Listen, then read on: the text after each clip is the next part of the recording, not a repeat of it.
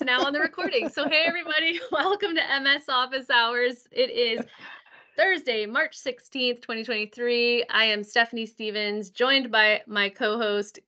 Go for it, Garrett. Hey, I'm Garrett Chandler. And our awesome guest speaker and presenter today, Dr. Darren Clay. Super stoked to hear what he has to say for the community. And with that, Darren, I will turn it over to you. Awesome. So excited to be here. Hey, everyone. I'm going to go ahead and get ready to share my screen. I actually had the pleasure of serving as a presenter last year. So if you recall, if you were at that particular session, we actually had a trivia. So I'm going to open up the door for trivia once more to stick with that theme.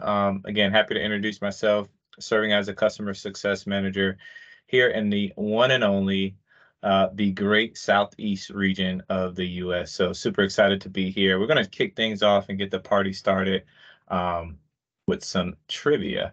So we're going to focus on productivity. I'm just going to walk through a few of the tools that I use in my daily workflow to kind of help manage myself.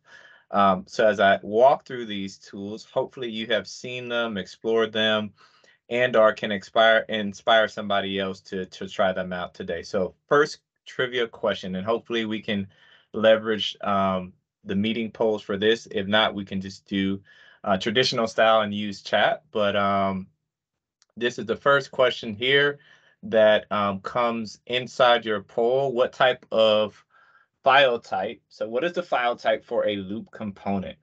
Don't look on your Bing search. Don't use Bing AI. I think you can try this on your own. Let's see what the responses show so far.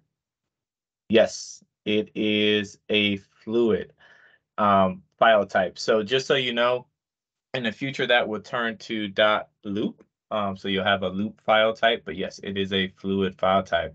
I know you're the experts in the room, so that was an easy one. Let's go a little deeper here so we can continue to go through a few more trivia questions here. All right, so this is just the info on that, but it seems like majority of us know that answer. All right, next question. When using bookings with me, now read this carefully.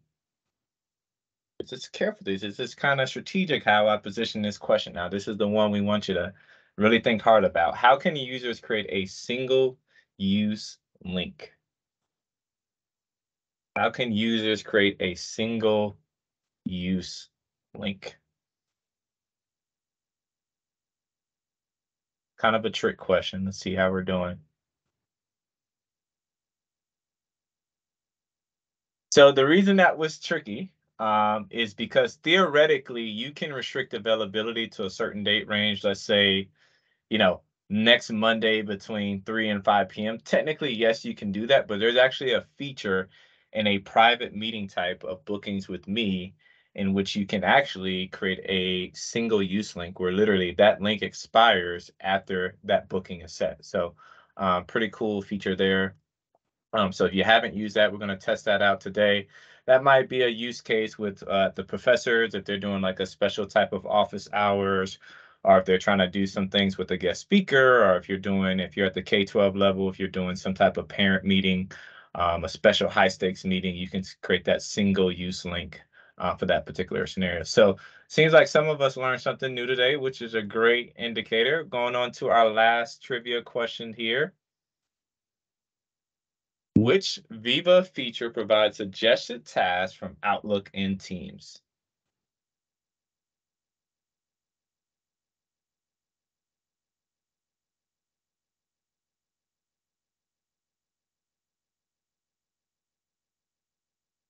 Another tricky question, the way I position that. So the virtual commute, so we'll spend a little bit of time on that. The virtual commute technically has a feature when you go over to meetings and then you go over tasks, you have your to-do integration where you can add tasks directly to to-do, but you also have a feature that has suggested tasks, and those tasks are coming from Outlook and Teams. So literally the AI is reading your email messages and your chat messages. So if you said something like, I will follow up this date, or I plan to, or I'll get back to you this date, those will start to populate as suggested tasks. So it is actually, the answer is in virtual commute. I know some of you may debate that, but we're going to put it to the test here, and I'll show you those particular features. So that is found in your to-do under virtual commute. So let's go ahead and dive in. I'll just highlight quickly the topics that we are going to cover today. And again, this is a productivity roadshow show and tell. Hopefully you can flood the chat with some of the scenarios and ways that you're leveraging these tools, but just wanted to open up the door to get people to be more productive, more efficient with their time, and start to use their time for that. All right, so let's go ahead and have some fun here. I am actually going to start with Outlook for the web board view.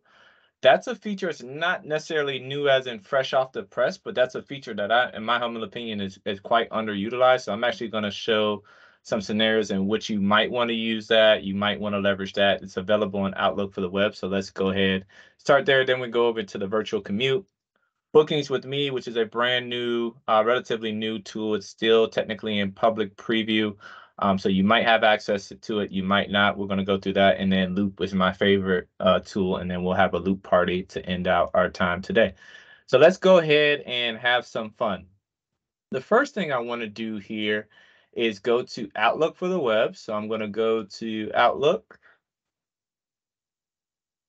And going to go to the board view of Outlook. So if you go to your calendar, and again, this is available in your calendar, there's a board view here.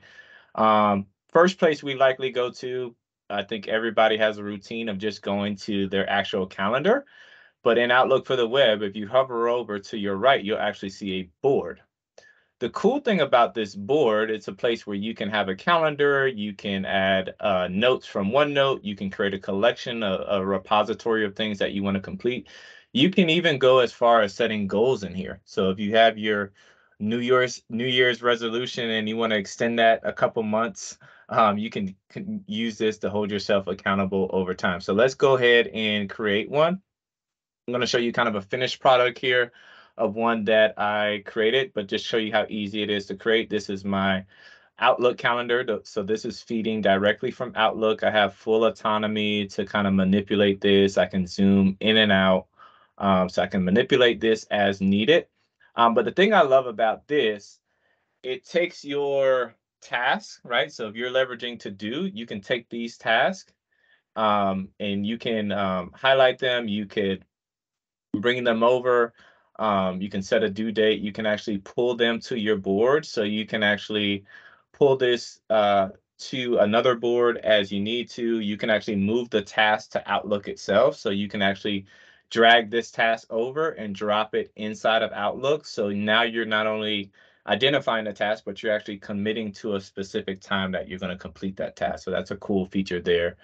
A couple other things that you can do here that I think is pretty cool. You can actually do a collection. So with a collection, you can actually collapse and add multiple components of a board. So let's just use the word board parts. So you can add these board parts that can be embedded into a collection. So this is kind of an end product here. I'm actually going to walk this from scratch real quick to stimulate some ideas, and hopefully in the chat you can share some ways you want to leverage this. So I'm going to go ahead and start from scratch, and I'm going to title this the fun board. Create. And notice here, I'll have some tips and some pointers if I need to. I can pull notes directly from OneNote. I can actually, the notes that I create here will actually live inside of my OneNote note feed as well, if you're familiar with that. This is an example of some feeds I have here from OneNote, and I can have those as a part of that experience as well. So let's go ahead and pull a couple things in here just to show the functionality. Obviously here you see the week view. I can change that if I need to. I can add a new event here if I need to, but I like the agenda view for this purpose because I'm looking at it at a day at a time and I can see everything that's going on. So you can join a meeting directly from here as well. And you can also go here to add to board, and you can add other calendars. So if you're supporting somebody, maybe you're supporting a director or somebody and you're kind of collaborating that way, you can add other calendars to this view and do kind of a side-by-side comparison as well. The thing I actually love is the goal feature. So if you have a goal, like say your due date on your goal is coming up, you can just set a goal. I'm going to ask to be cool like Stephanie. I don't know if this is attainable, but I'm going to try. I'm going to shoot my shot here and try to beat it. It might take me a full year. But for demonstration purposes, I'm going to go ahead and set this for tomorrow so you can see it appear on the due date. And you'll see this due date actually appears here on my goal for that day.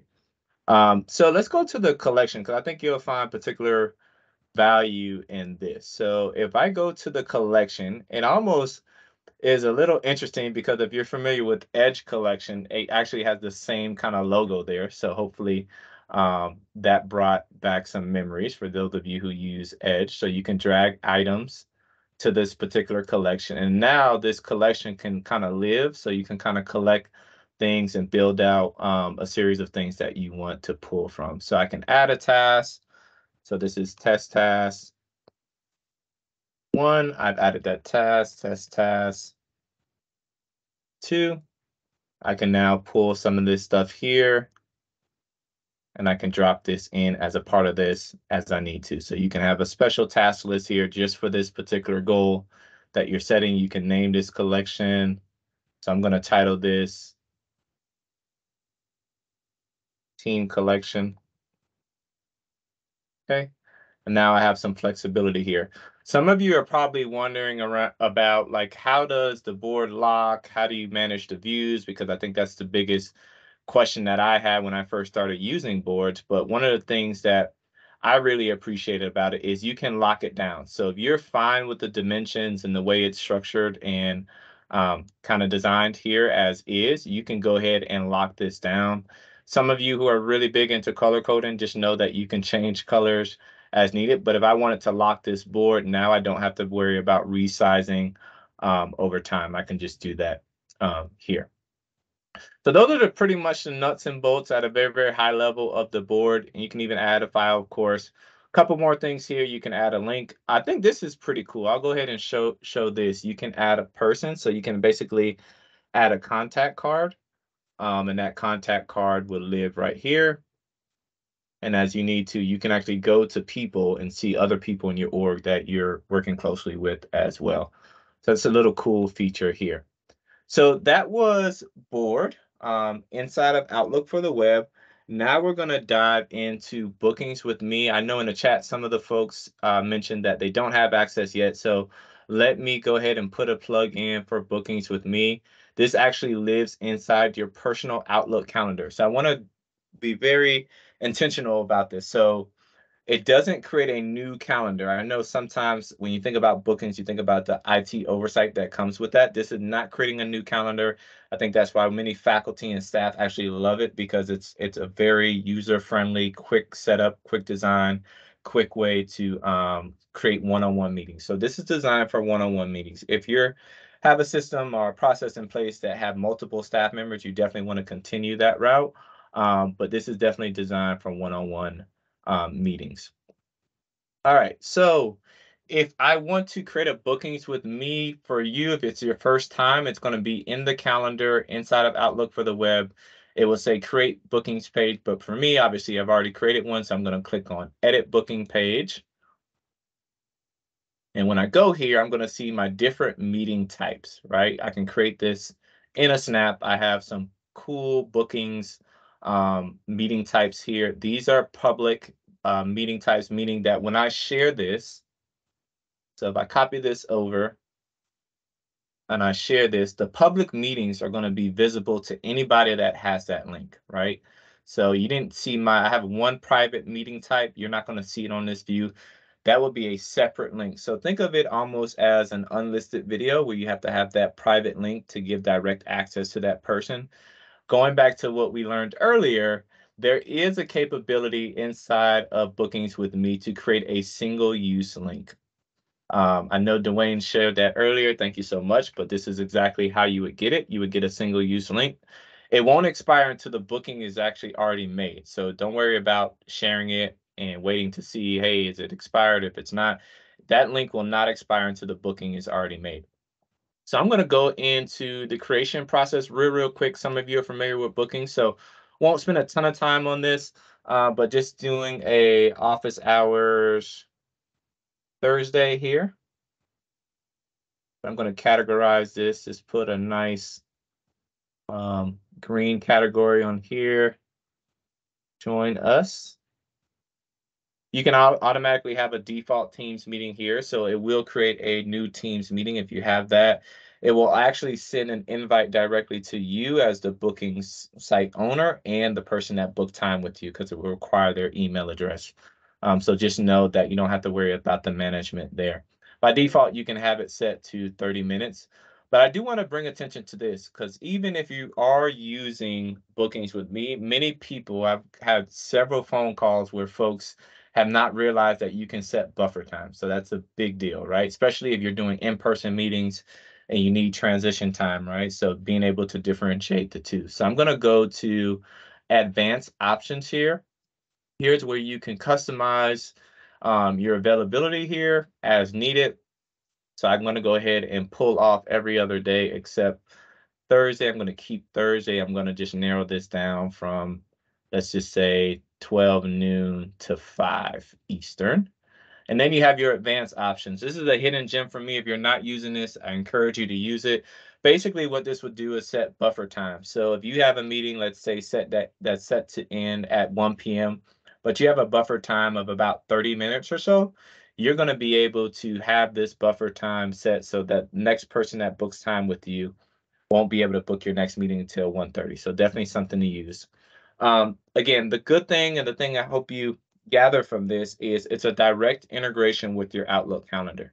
So long as your Outlook calendar is up to date, nobody can book time that's already blocked off. So that's definitely something for you to consider when you're using it. Very user-friendly for faculty. I mean, I've showed this to, hundreds of faculty members thus far, and it's a really easy setup process, and it really works well for them because they're used to the Outlook calendar. So limit start time, so you can limit start time to like every 15 minutes versus 30 minutes, so you have the ability to do that. Another thing real quick here that's important is the minimizing and maximizing lead time. So some of you may need a 24-hour notice. Like I like at least a 24-hour heads up just so I can prepare accurately and appropriately for a meeting. If you don't need that much lead time, you can change that setting here. And then you can also add a maximum lead time, which I think is also good, because if your schedule changes week to week, you may want to give people just only a week opportunity to book you in a week in advance. So definitely something to consider. And just to see how the buffer time works and how it's configured, this is kind of the view of what that will look like as you're setting this up. The last thing I do here is hit save, and now I have all these different meeting types to select from. So really cool experience here, and you can see from the bookings experience, as I select these different meeting types, the availability is going to change because I use custom availability. So just know that that's a part of the feature, and just to show you the actual booking process, I'm going to hit next. And then you'll have name, email, and then any particular notes that you want to add, and that person is booked. If by chance you needed to cancel the booking, you can always cancel the booking as the booking owner. Again, it's going to come as a calendar invite, so you can go ahead and manage the booking from the invite. Or if you just want to use it traditionally as you would cancel any meeting from Outlook, you can do that from your Outlook calendar. So that's bookings with me. So far we talked about a few cool tools, the board view and Outlook for the web, and also bookings with me. I want to go ahead and get this loop party started. So I'm going to start a loop party. Hope my friends don't mind here, but I've already got the party started. So if you're not familiar with loop, this to me changes the game, right? There's 4 places that you can use loop in. This is a random quiz question. There's 4 places that you can use loop in. If you think you know the answer, feel free to drop that in the chat. I'm going to show you today, but feel free to drop that in the chat. There's 4 places as of right now that you can use loop in terms of a pure integration. All right, so let's go ahead and dive in here. So I am working with these folks here. We're having a loop party. Dwayne's on TV here. And I want to start a collaborative conversation, and I need real-time feedback. I don't want to come back to this and have to read 5 and 6 different replies. I want everything in line and a one-stop shop approach. So I'm going to leverage Loop for this. There are several meeting types, or excuse me, several loop components here with inside of loop. So this is a loop component, a part of our broader strategy to have loop, which is a open canvas workspace, which we'll probably talk about maybe on a later date, hopefully. But this is loop components. So consider this just an inline interactive text experience. So if I wanted to start let's say a task list, and from this, I'm going to title this the party list because we are going to a party.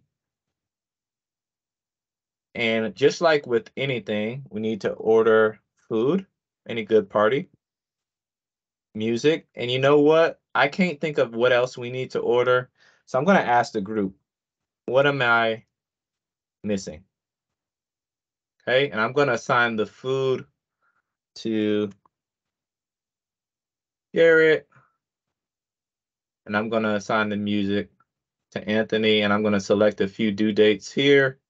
This is going to be due today. This is going to be due tomorrow. And I'm going to hit send. So let's see what happens. This loop component is going to drop in everybody's chat message. They're going to see everything here. It's going to be an inline communication. Now, the cool thing about this is, let's say one of these team members were not in the loop in real time.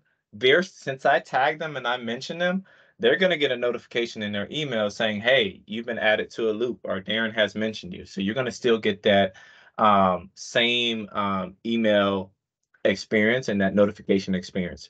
So the cool thing about here, I can see folks already typing in. I can see things that they're adding. Games, Pinata, of course. Why didn't I think of that? So you see some cool things that are added here.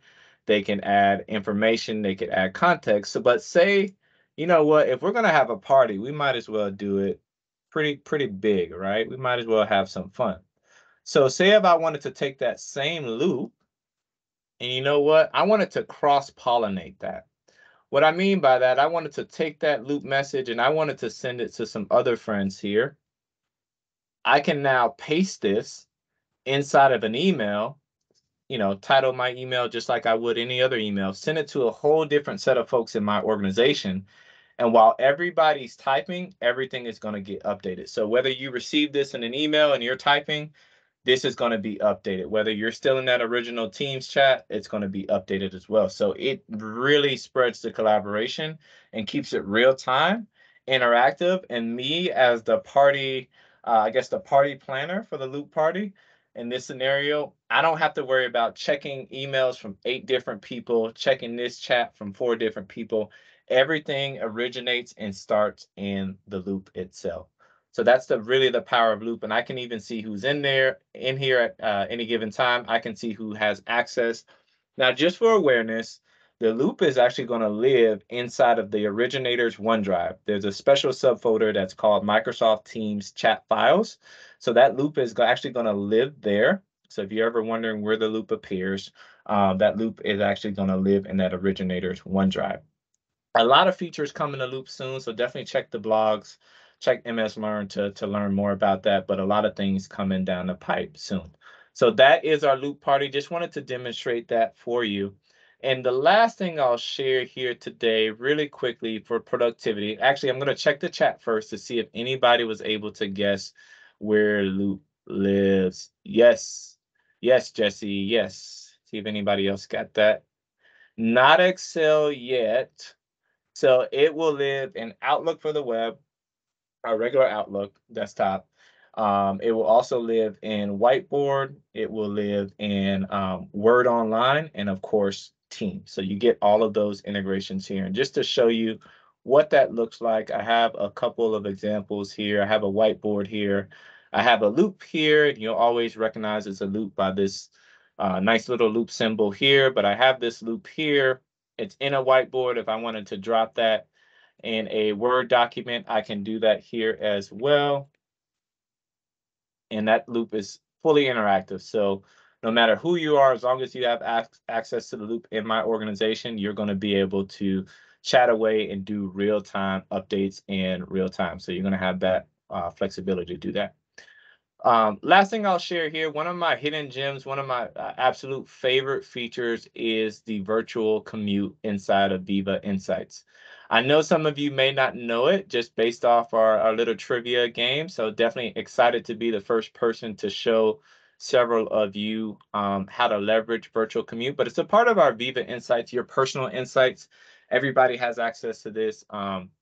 You can do things from reflect to give praise to leverage the inspiration library to create your focus time schedule, all of that great stuff. So if you're looking for it and you don't see it, just click on the 3-dot menu here in the far left on the left rail and just type in the word Viva, and then Viva Insights will come up. I already have it set and pinned on my left rail, so I'm going to go ahead and click here and let's take a look. So a couple things you'll see, and if this is your first time trying it, it may look a little different for you specifically because you want to make sure it's set and you set up the time that you want reminders and all that fun stuff. But the first thing you'll see here is the opportunity to give praise. And I consider this under the productivity wheelhouse because a lot of time our folks, especially if you're working digitally, need some type of encouragement, some enrichment, and some praise. So I encourage you to create that strategy and that structure to be a part of your productive workday because you get some gratifying feeling from doing that as well. So I'm going to go ahead and click Let's Go. This is the virtual commute option here. And the first thing you'll see is all of my meetings that are set for tomorrow. We're only looking a day in advance. So imagine this as your 5 p.m. exit out the door, your ticket out the door before this is the last thing you do before you close your computer, which might be open back up later in the evening, but who's telling? But you're able to go ahead and accept, decline, or delete meeting invites that show up on your calendar. The other cool thing here is you can add a to-do list, right? So if you're leveraging the to-do app, which correlates back to the board, and you see everything's kind of working together here. But if you're using to do in multiple places, like the board view on the web, or if you're using it from Outlook flagged emails, definitely some ways to leverage it. So you can add these different tasks here and use them to your advantage. The one thing that you should see if you do this, you're going to have a button here that says suggested tasks. You have, let's say 4 or 5 suggested tasks. And basically what that's going to read, it's going to read your email and chat message to see what did Darren commit to, or what did he say he would follow up on, or what did somebody ask him to do that we saw no response to. And it will pull those tasks right here. So that's where you'll find that. And the last thing here is the wind down, that ability to kind of slowly exit out the building or slowly walk away from your computer. This is a really good, especially those of you who are working from home, just giving you an opportunity to decompress. If you're working from home, it's like a 10-minute kind of brain break that you can take on your way out, and then you'll hit done, and you'll be able to enjoy the rest of your day.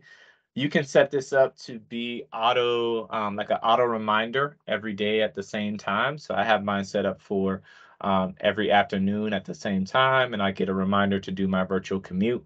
And that actually releases some anxiety because you're worried about, oh, did I forget something? What's on my to-do list for tomorrow? But you can have kind of this one-stop shop to create that space. So we covered a lot. I know that was a lot of fun there. So thank you so much for the opportunity to join you. Hopefully you learned a few things, but that's the Productivity Roadshow. Man, what a roadshow it was. Darren wastes no time and gets us so much information in the time that we have. So, Darren, thanks so much for coming back again. This was awesome information. I think a lot of people are sort of attaching to the bookings with me. And, I think James called it out in the chat, many more features being worked on for the bookings with me side of things. So, stay tuned for that. And thank you guys all for being with us for yet another Office Hours episode. I'm going to go ahead and stop the recording. And